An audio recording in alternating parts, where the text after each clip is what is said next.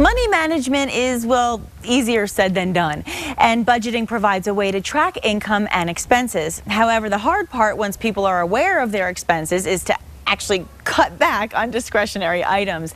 And Emilee New, Vice President of the Focus Foundation, is here to tell us how to avoid budget busters. Good morning, Emilee. Hi, Nikki. How are you? I'm good. It's good to have you. I tell you, every week, it's something I need, and I know a lot of people out there are feeling like this. It seems like the more we make, the more we overspend. So what happens is we start earning all this money, and then we think we have entitlement to spend it. So what can we do to just cut back and live within our means? Well, there are a bunch of things that you can do, and that's what I'm here to tell you about today. Good. But what's really interesting is that you're exactly right.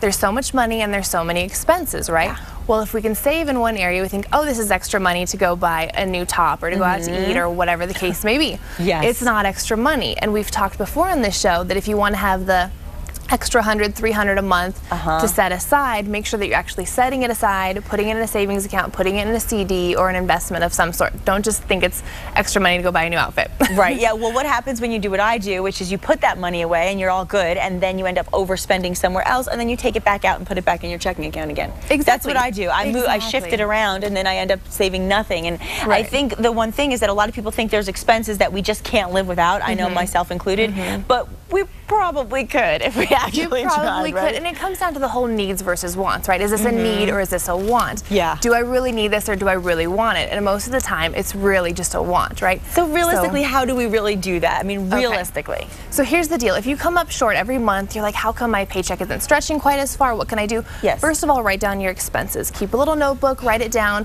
If you don't want to write it down with pen and paper, use an Excel spreadsheet, use an app on your phone. There are all sorts of ways that you can keep track of your budget. Okay. The thing is, budgeting isn't just, well, I hope it works out. I hope that I have some extra money at the end of the month.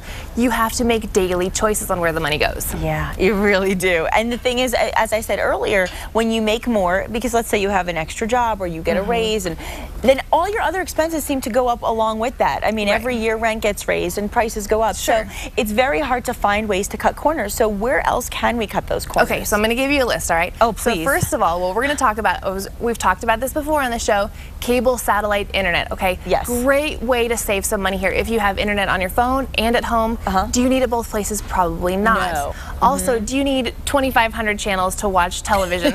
Probably not. I did this a couple years ago. I really didn't miss all those different channels. So, because you usually have your favorites anyway. Right, exactly. And you can watch them online. There's ways to save money. So, first of all, cable satellite. Okay. Second of all, stay away from vending machines. Those can zap money really, really fast. Think about it. If you're spending $2 a day at the vending machine, you're looking at $500 a year. That looks like a great vacation to me. So, stay away from the vending machines. She's like following me with a little camera around, I think. No, I'm not. That's a great point. Yeah, vending machines. Crazy. You can go buy a 24-pack of soda for $5, or you can spend $1 a day, which is what I do. So hit the store on your way to work, on your way to school, so that you're not sucking the money at the vending machine. I had one student tell me that they spent $300 a month in a vending machine. That's a lot of Cheetos. Yeah, stay away from the vending machine. Exactly. Okay, next, here's a good one. Okay. Electricity and water usage. I know that we all think, okay, make sure you turn off the water when you're brushing your teeth or when you leave the room, don't leave the lights on, but we actually have to do it because it's so easy to get in that rut. Leave the TV on when you leave the house, but keep aware of those. That's money. Every time you turn that light on, every time you turn the thermostat up, that's money out of your pocket. Gosh, when you think of it that way, I mean, and some of the expenses that we have are definitely unavoidable. I mean, the utilities, obviously, you have to have your electricity, but like you said, you can cut the corners. Are there any other areas where you could cut corners in that department? Maybe make sure that you're paying attention to, water appropriately if you have a yard or plants, things like that. Put an extra blanket on the bed, or, just open the window if you're hot, things like that. Okay. But another good one is contracts and memberships, okay? Yeah. That's a big source of money. We get trapped. That's right, we do. So make sure that you think about it before you enter into that contract. I had a friend that had 2 gym memberships, and I'm thinking, you don't really need 2 memberships for the gym, right? So if a gym membership costs you either $10 or $45 a month, that's extra money that you keep in your pocket if you're not using it. Great advice. I mean, there's ways around it. And when you live in New Mexico, like yesterday, I went and played tennis for free. I walked around. I did a 3-mile walk. I didn't have to spend $1. Don't worry about it. And another question I have for you is, I mean, like for me personally, I'm single. I eat out a lot because it's just easier than cooking a whole meal just for myself. I spend more time cooking and cleaning than I do eating. So for somebody like me who's going out a lot, it adds up. It does add up. So make sure that you are eating eating at home a little bit. Make sure that you're not always going out to eat. But I have one that I think you do, and a lot of the folks at the station do, is where it comes to drinks. Yes. So if you're driving through every day on your way to work, on your way to school, and you're getting an extra grande mocha skinny caramel whatever, and it costs you $4.50 a pop, think about that. You're looking at almost $1,100 a year. Oh my gosh. I'm not saying to just totally cut out your drink fix or whatever, but just lower your expenses a little bit on it and save that extra cash. Well, you're just really putting it in perspective, and I think it's just bringing that awareness. I mean, consumers are told to just try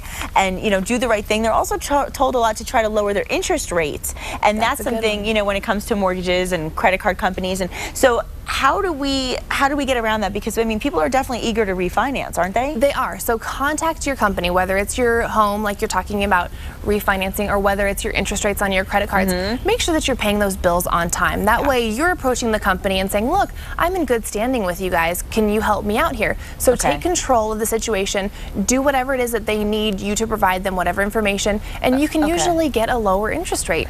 Yeah, it's worth a try. You have nothing to lose by trying. And Emilee, I always like to mention that you and Skip Cowan, of course your colleague who's on with us as well a lot of the time, he and you have created a unique online personal finance program that's reaching millions of students in all 50 states. So for viewers who may have missed it last time, tell us where we can find it and what it's all about. That's right. Check us out at focusonthefuture.tv, or you can also email us there. We're doing a web show every single week on a different topic of personal finance. So check us out and make sure that you're watching, learn some new tips on how to save money. I'm learning so much from you now. I just have to actually put it into effect. You can do it. I can do it. Thank you, Emilee. Thanks, Nikki. Appreciate it. And coming up next, personal trainer Karin Vunnels tells us what to eat to get fit and stay fit. All right.